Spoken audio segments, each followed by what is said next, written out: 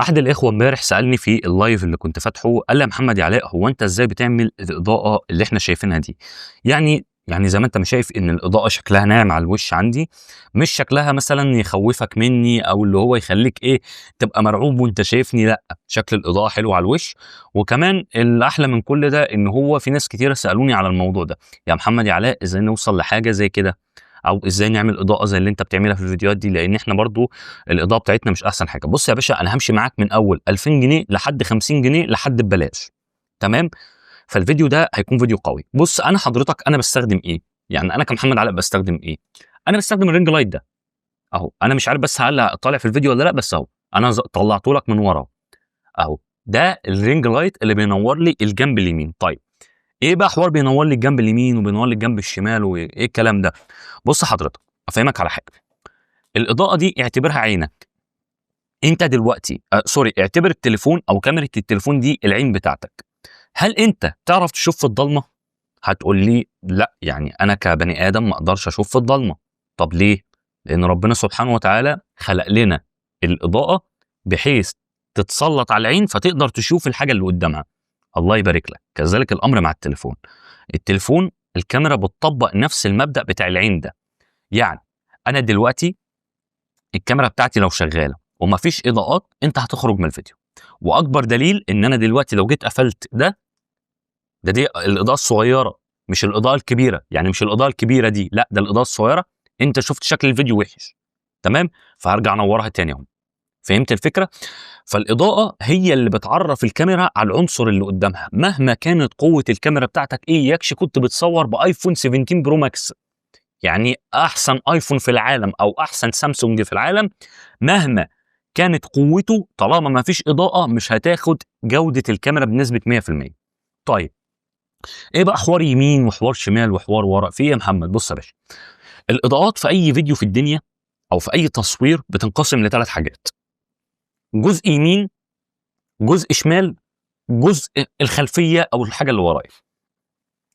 الجزء اليمين ممكن تستخدم فيه سوفت بوكس زي اللي انا شاريه ده، انا اشتريته ب 1800 جنيه. طيب محمد يا علاء، طب انا معيش 1800 جنيه، معايا حل ليك ما تقلقش، مش هسيبك كده اهو. وممكن تجيب في الناحيه الشمال مثلا او الناحيه اللي عكسها اضاءه اخف شويه زي الرينج لايت ده، المقاس بتاعه تقريبا 23 24 25 في الحدود دي، مقاسه صغير، وكنت جايبه ب 300 جنيه.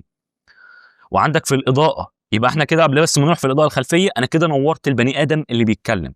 نيجي بقى ننور الخلفيه عشان ما يبقاش شكلها مطفي ورخم. ففي الحاله دي هنعمل ايه؟ ممكن تجيب سلك ليد ب 100 جنيه، تقول له مثلا عايز الاضاءه بتاعته اللي هي الورم، الاضاءه الدافيه، او اضاءه اللي هي الصفراء الدافيه. او ممكن تاخد سكرين شوت دلوقتي لشكل الاضاءه دي وتروح عند اي واحد كهربائي هيديها لك سلك ب 100 جنيه، ب 150 جنيه مش هيعدي السعر ده. طيب محمد يا علاء، احنا معناش فلوس لكل الكلام ده، نعمل ايه؟ عندك حل تاني. السوفت بوكس اللي ظاهر قدامك في الفيديو ده حضرتك ممكن تعمله بكرتونه. ممكن تعمله بكرتونه، انت سمعت صح. السوفت بوكس والله بيتعمل بكرتونه عادي.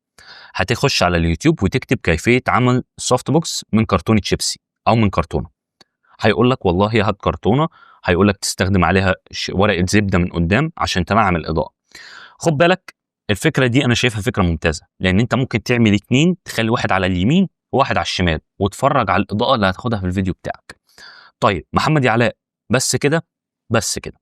طيب حبيت تعلي الحوار شويه، هات الاضاءه اللي ورا دي. الاضاءه اللي ورا دي هتنور الحيطه او هتنور الخلفيه وهتخلي شكل الفيديو حيوي. الفيديو بتاعك مش هيبقى شكله رخم. تمام. الموضوع بسيط. ولما تيجي تعمل الحوار ده، طفي نوار الشقه، يعني المكان اللي انت فيه تطفي الانوار اللي فيه نهائي وتبتدي توزع الاضاءات زي ما قلت لك. يبقى اضاءه في اليمين، اضاءه في الشمال، اضاءه في الخلفيه. نور الاوضه اقفله، نور الاوضه انا مش محتاجه. تمام. فدي كانت اللعبه. انا كده رديت عليكم. طيب محمد، عايزين حاجه ببلاش؟ ممكن تفتح بقى الشباك بتاع البيت. تمام. بس تصويرك هيكون الصبح، استغل ما يكون الشمس ونور ربنا موجود، صلي على النبي قبل اي حاجه.